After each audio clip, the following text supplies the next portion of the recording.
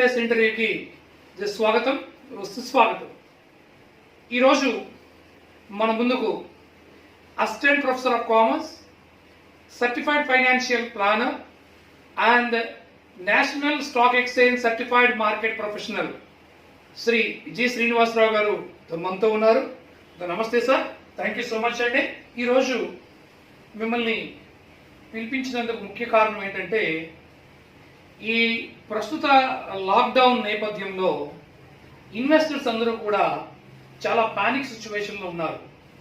ఈ సందర్భంలో ఇన్వెస్ట్మెంట్స్ని ఏ విధంగా రీబ్యాలెన్స్ చేసుకోవాలి, ఎక్కడి నుంచి ఎక్కడికి చేంజ్ చేయాలి, ఏ ఇన్వెస్ట్మెంట్ని హోల్డ్ చేయాలి, ఏ ఇన్వెస్ట్మెంట్ని సేల్ చేయాలి, ఇన్ కేస్ ఒకవేళ పర్చేస్ చేయాలనుకుంటే ప్రస్తుత తరుణంలో ఏ టైప్ ఆఫ్ ఇన్వెస్ట్మెంట్స్ని పర్చేస్ చేయాలి అనేటటువంటి విషయాల్ని మీ విశ్లేషణతో మా ప్రేక్షకులకి అందిస్తారనే ఉద్దేశంతో మిమ్మల్ని ఈరోజు ఇన్వైట్ చేయడం జరిగింది సార్. మీ యొక్క అభిప్రాయాన్ని మా ప్రేక్షకులతో షేర్ చేసుకుంటారని ఆశిస్తున్నాం. ఓకే అండి. ప్రస్తుతం ఈ లాక్డౌన్ నేపథ్యంలో వాస్తవానికి అన్ని రకాలైనటువంటి సెక్టర్లు కుదేలైపోయే అండంలో ఎటువంటి అతిశయోక్తి లేదు. ఇన్వెస్టర్స్ ఆల్మోస్ట్ అందరూ కూడా చాలా పానిక్ సిచ్యువేషన్లోనే ఉన్నారు. ఏం చేయాలి ఫర్దర్గా, ఏం చేస్తే మనం ఇన్వెస్ట్మెంట్స్కి సేఫ్ సిచ్యువేషన్లో ఉంచుతాం అనేది చాలా మంచి ప్రశ్న అడిగారు. ఇక్కడ ఒక విషయం గుర్తుపెట్టుకోవాలి. స్టాక్ మార్కెట్ మూమెంట్స్ అనేటటువంటివి 100% ఎగ్జాక్ట్గా మెజర్ చేయడం అనేది ఎవరి వల్ల కాదు. కాకపోతే కొంతవరకు డైరెక్షన్ అనేది మనం ఐడెంటిఫై చేయగలం. అందుకే స్టాక్ మార్కెట్ని ఏమంటారంటే, a drunkard man walking in a blind lane that too in midnight. అంటే మీకు అర్థమైంది అనుకుంటా. ఒక తాగుబోతు వ్యక్తి అడదిడ్డంగా ఉన్న దారిలో అర్ధరాత్రి పూట ఏ విధంగా నడుస్తూ ఉంటాడో స్టాక్ మార్కెట్ మూమెంట్స్ కూడా అట్లా ఉంటాయని చాలా సందర్భాల్లో అంటూ ఉంటారు. ఎనీహా, ఇన్వెస్ట్మెంట్ అనేది it is not a number game, it's a mind game. We need to play safely, consciously, then only we will be ended up with fruitful results. ఇది investment అనేది చాలా జాగ్రత్తగా మనం ప్లాన్ చేయాలి.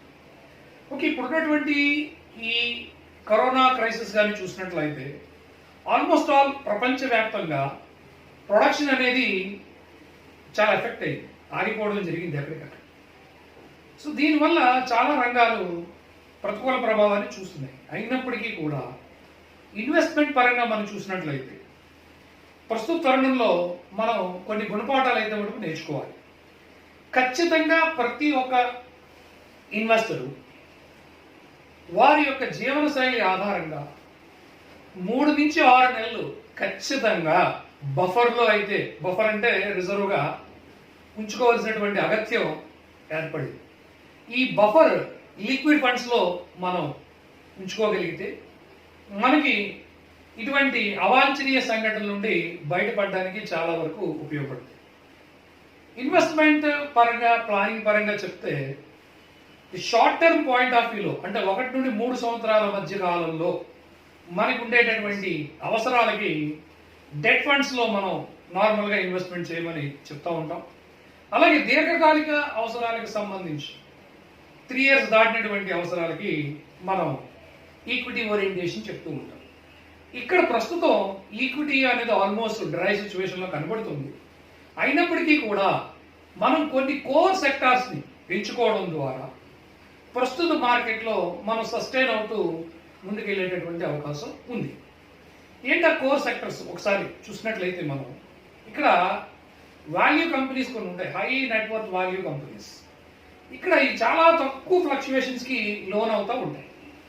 ఇటువంటి కంపెనీస్ మనం చూస్ చేసుకోవాలి. ఇక్కడ సెక్టర్ వైజ్ చూసినట్లయితే మనకి insurance sector is always good for investments, ఇది ఒక సెక్టరు.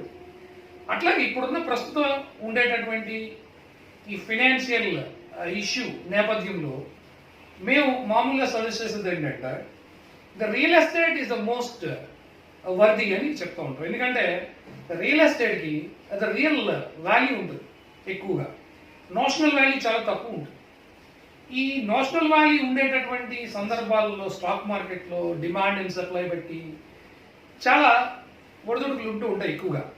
బట్ మనకి రియల్ ఎస్టేట్కి వచ్చేటప్పటికి వాస్తవిక విలువలు ప్రతిబింబించే విధంగా ఆస్తులు చాలా సందర్భాల్లో ఉంటాయి కాబట్టి ఇది చాలా తక్కువ ఒడిదుడుకులకి లోన్ అయ్యేటటువంటి అవకాశం ఉంటుంది.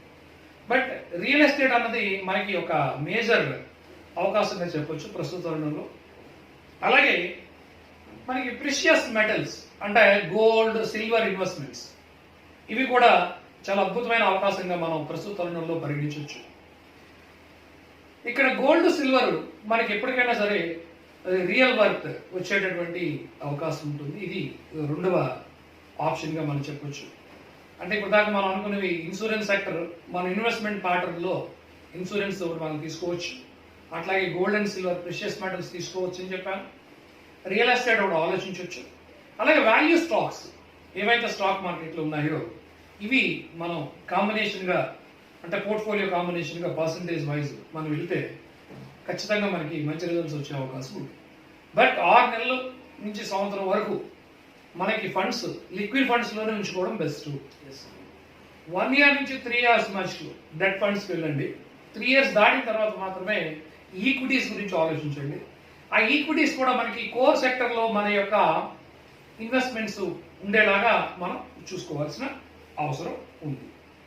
సో ఇది మనం ఇన్వెస్ట్మెంట్లో మనం మార్పులు చేయాల్సినటువంటి అవసరం. నాకు ఉండేటటువంటి ఆలోచన ప్రకారం ప్రస్తుత తరుణంలో కేంద్ర ప్రభుత్వం ఉత్పత్తిని పారిశ్రామిక రంగం ద్వారా పెంచేటటువంటి అవకాశాలను మెండుగా కల్పించారు. అంటే ట్యాక్స్ హాలిడే ఇవ్వడం ద్వారా, కొత్త పరిశ్రమల్ని ఏర్పాటు చేయడం ద్వారా ఫైనాన్సింగ్ చేసి ఈ కార్యక్రమాలు చాలా పెద్ద ఎత్తున జరగాలి. ఈ రిజర్వ్ బ్యాంక్ యొక్క రిజర్వ్స్, సెంట్రల్ బ్యాంక్ యొక్క రిజర్వ్స్ ఉపయోగించి మ్యాసివ్ స్కేల్లో జరిగితే ఇండియాలో మార్కెట్ ఉంది. సో మనం సప్లై సైడ్ ఉండాలి ఎప్పుడు కూడా ప్రొడక్షన్, అంతేగాని డిమాండ్ సైడ్ ఉండకూడదు. సో ఇండియాలో అన్టాప్డ్ రిసోర్సెస్ చాలా ఉన్నాయి. ఫర్ ఎగ్జాంపుల్ ఇండియాలో సేవింగ్స్ కొలవలేదు, కానీ ఇన్వెస్ట్మెంట్స్కి వచ్చేటప్పటికి సేవింగ్ నుంచి ఇన్వెస్ట్మెంట్కి వచ్చేటటువంటి పర్సంటేజ్ చాలా తక్కువ ఉంది. సో ఏదైతే సేవింగ్ పోర్షన్ మనం 100% ట్యాప్ చేయగలిగితే మెయిన్ స్ట్రీమ్ ఆఫ్ ఎకనామిక్ లైన్స్లో తీసుకురాగలిగాం అనుకోండి, ఖచ్చితంగా మనకి ఈ యొక్క ఆర్థిక వ్యవస్థకి ఊతం వచ్చినట్టుగా మనం చెప్పుకోవచ్చు. ఇక్కడ మనం ఆలోచించాల్సినటువంటి ప్రధానమైన విషయాలు ఏంటంటే రాబోయే సంవత్సరాల్లో పరిస్థితి ఖచ్చితంగా ఇబ్బందికరమైన వాతావరణంలో ఉంటుంది.